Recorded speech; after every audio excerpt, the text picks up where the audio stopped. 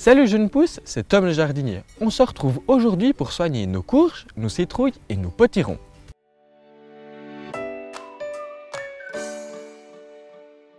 Courges, potirons, citrouilles nous sont familiers grâce en partie aux contes de notre enfance. On aime leur rondeur orangée qui accompagne les flamboiements de l'automne. On imagine le potage fumant des sorcières servi dans cette enveloppe appétissante. Qu'importe la taille de ton jardin, s'il permet son développement, tu ne peux pas faire l'impasse sur les courges d'hiver. Leur seule véritable exigence est une terre bien enrichie en compost.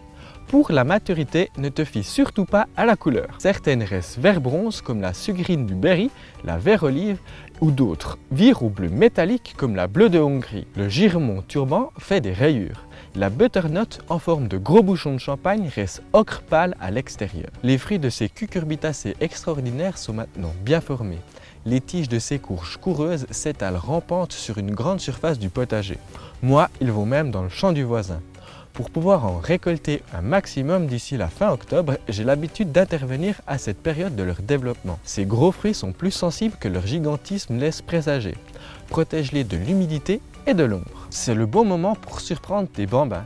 Fais-leur dessiner au canif sur un jeune potiron sans entamer l'épiderme de plus d'1 millimètre. Il aura la surprise de voir son dessin grandir en même temps que le légume. Limite la production. Pour garantir la bonne maturation de leurs fruits, il faut en contrôler le nombre. Pour cela, sélectionne au maximum 2 à 5 fruits par plante les plus proches de la base et élimine les autres en coupant les tiges 2 feuilles après le dernier fruit à conserver. Elles sont sensibles à la pourriture lorsque ces gros fruits sont en contact avec la terre humide.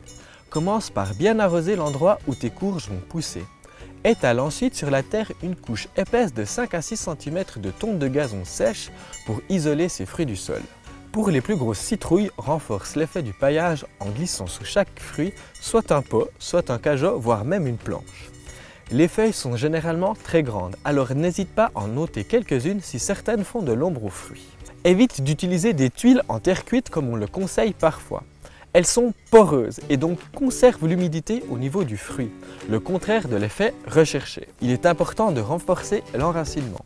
Certains fruits se sont développés sur des tiges très loin de la base du plant, un peu comme celle dans le champ du voisin. Un peu en amont de ces derniers, plaque la tige contre la terre. Couvre-en d'une petite portion de terre ou un petit monticule de terre.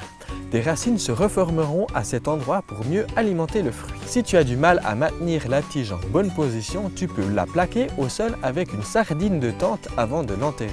Voilà, tu sais maintenant comment soigner tes courges, tes potirons et tes citrouilles avant l'hiver.